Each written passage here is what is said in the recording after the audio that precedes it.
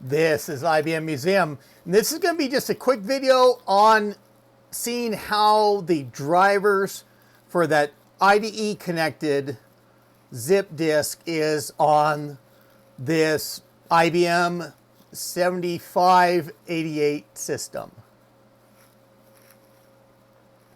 And this only has DOS installed, so just like the prior video, I'm going to go through and run these as DOSember videos.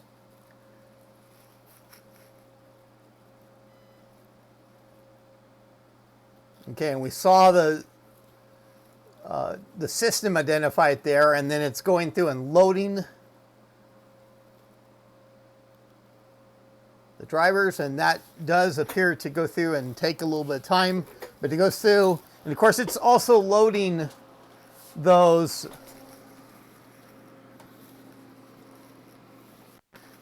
the drivers for the multi-port serial adapters as well. Now I think with PC-DOS, we're going to see, I don't know if I don't remember if I have the,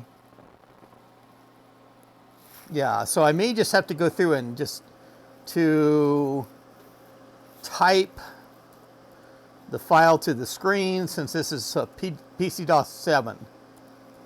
I don't have the Microsoft editor that was included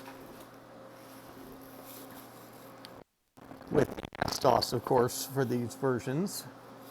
And then we will go through and also type the AUTOEXEC.BAT file.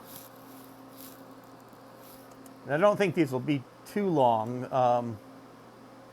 Just a way to go through and see. I mean, these look almost identical to the way that it was in that other video for the parallel port version.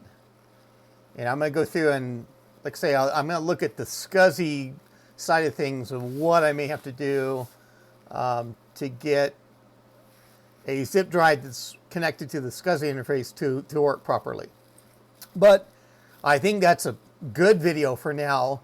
So if you enjoy it, go ahead and click on that like button and subscribe to my channel if you have not already. But this is IBM Museum. That's all I have for now. Thank you.